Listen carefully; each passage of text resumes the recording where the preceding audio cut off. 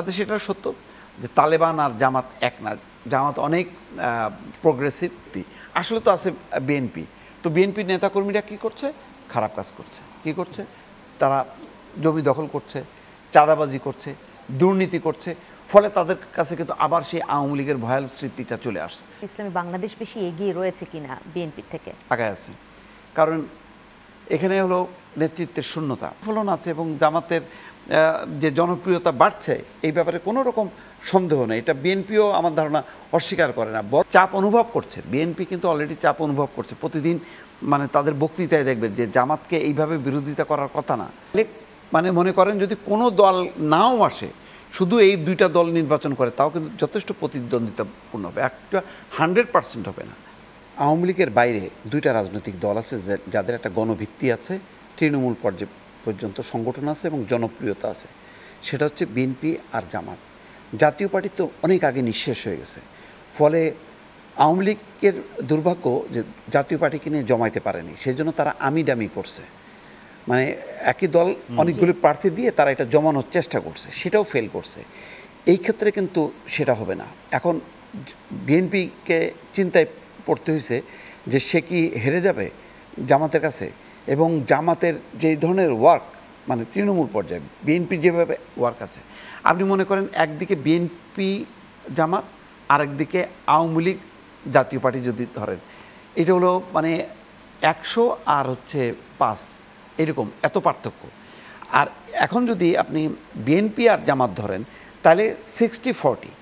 তাহলে মানে মনে করেন যদি কোনো দল নাও আসে, শুধু এই দুইটা দল নির্বাচন করে, তাও কিন্তু যথেষ্ট প্রতিদ্বন্দ্বিতাপূর্ণ হবে, একটা 100% হবে না, কিন্তু 80% হবে, 70% হবে, 60% তো হবে। কারণ দুইটা দলই তো পপুলার এবং দুইটা দলেরই তো তার ভোটাররা আছে।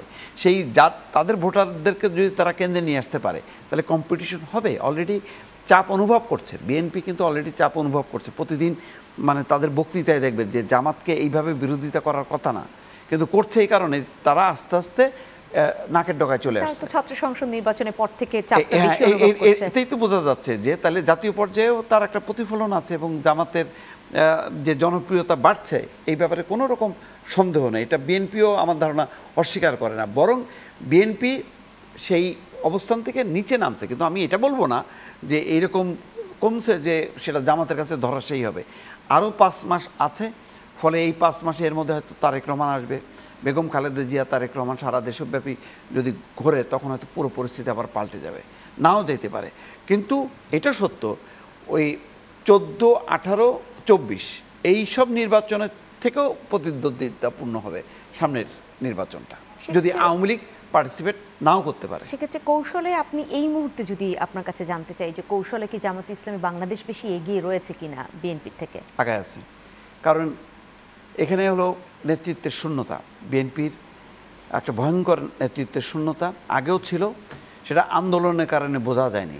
কিন্তু যখন নাকি মানে পট পরিবর্তন হয়েছে, তখন তো বিএনপি ইনফ্যাক্ট গভর্নমেন্ট হয়ে গেছে, সরকার হয়ে গেছে। তখন লোকজন মনে করছে যে এখন সরকারকে ইউনূস সরকার তো ব্যক্তি, আসলে তো আছে বিএনপি। তো বিএনপির নেতাকর্মীরা কী করছে? খারাপ কাজ করছে। কি করছে? তারা জমি দখল করছে, চাঁদাবাজি করছে, দুর্নীতি করছে। ফলে তাদের কাছে কিন্তু আবার সেই আওয়ামী লীগের ভয়াল স্মৃতিটা চলে আসছে। আসাতে বিএনপির জনপ্রিয়তাটা মানে কমে গেছে বা প্রশ্নের মুখে পড়ছে। অন্যদিকে জামাত যেহেতু কখনোই ক্ষমতায় ছিল না, সুতরাং জামাত একটা ফ্রেশ ইমেজ নিয়ে তারা আসছে। তারা সৎ লোকের শাসন, এই নানান রকম বয়ান দিচ্ছে। আর গত 15 বছরে তো এটা স্বাভাবিকভাবে গণতান্ত্রিক প্রক্রিয়া যখন স্বাভাবিকভাবে চলে না, তখন মানুষ কিন্তু এক ধরনের ধর্মীয় ভাবাপন্ন হয়। তখন মনে করে আল্লাহ ছাড়া বোধহয় আমাদেরকে রক্ষা করার কেউ নেই। এই যে মানুষের মনোবৃত্তিতে আস্তে আস্তে তারা অনেক বেশি ধর্মাশ্রয়ী হয়ে পড়ছে। ফলে এটার একটা গ্রাউন্ডটা তৈরি হয়ে গেছে জামাতের পক্ষে অটোমেটিক। জামাতকে সেই কষ্টটা করতে হয়নি। আর জামাত কিন্তু লাগাতারভাবে লেগেছিল। বিএনপির নেতাকর্মীরা যে পরিমাণ দেশ ছেড়ে পালাইছে, জামাতের নেতাকর্মীরা কিন্তু পালায়নি। তারা আস্তে করে তারা অন্য নামে হয় নিরপেক্ষ অথবা আওয়ামী লীগের নানা সংগঠনের ভেতরে ঢুকে কিন্তু তারা পলিটিক্সের মধ্যে ছিল, কিন্তু ছাত্র দল, যুব দল বা অন্যান্য তারা তো টিকতেই পারেনি। এবং তারা যেহেতু ওপেন, তারা কখনো পরিচয় গোপন করে রাজনীতি করেনি, ফলে তারা আওয়ামী লীগের সামনে টিকতে পারেনি। আওয়ামী লীগ যত ক্ষতিগ্রস্ত করছে বিএনপিকে, জামাতের অটোমেটিক উত্থানটা ততটা হয়েছে, যার কারণে জামাত অতীতের যে কোনো সময় থেকে এখন অত্যন্ত শক্তিশালী একটা রাজনৈতিক দল, যেটা এখন বিএনপি মানে ক্ষমতার দরজায় কড়া নাড়াচ্ছে। ইসলাম ধর্মের কথা বলেন, জামাত তো এই মুহূর্তে বলে যে তারা যদি সরকার গঠনও করতে পারে নির্বাচিত হয়ে, তারা শরিয়া সেই আইন প্রতিষ্ঠিত করবে না। তাতে কি কোনো ধরনের হেরফের হতে পারে? ছোট্ট করে একটু শুনতে চাই। এটা দেখেন, এখন যেটা বলছে, এখন বিষয়টা হচ্ছে বাংলাদেশের সংবিধান, গণতান্ত্রিক রাজনীতি, তারা তো এটা মেনে নিয়েই করছে। দেখেন, অতীতে বাংলাদেশ মুসলিম লীগ তো ছিল, তাই না? তারা তো বাংলাদেশে তো শরিয়া আইন কায়েম করেনি। অনেক মুসলিম ইসলামী নাম, এরদোয়ানও কিন্তু এক ধরনের ওই ধরনের ধর্মীয় উগ্রতা সামনে এনেই কিন্তু তারা ক্ষমতায় আসছে, কিন্তু এসে কিন্তু শরিয়া আইন কায়েম করেনি। জামাত কি করবে? জামাত এখন যেটা বলছে সেটা হচ্ছে গণতন্ত্রের কথা, পশ্চিমাদের কাছে মানে ভালো থাকার বা তাদেরকে আশ্বস্ত করার একটা রাজনীতি তারা করছে।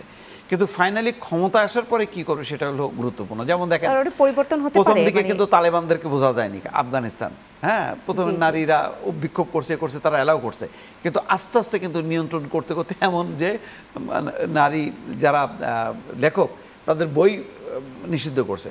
কিন্তু বাংলাদেশে এটা সত্য যে তালেবান আর জামাত এক না। জামাত অনেক প্রোগ্রেসিভ, অনেক আধুনিক। এখন ক্ষমতায় না আসা পর্যন্ত এখনই কিন্তু জাজ করা যাবে না, তাদেরকে এই তকমা দেওয়া যাবে না যে তারা এসে শরিয়া আইন কায়েম করে আর একটা সৌদি আরব প্রতিষ্ঠা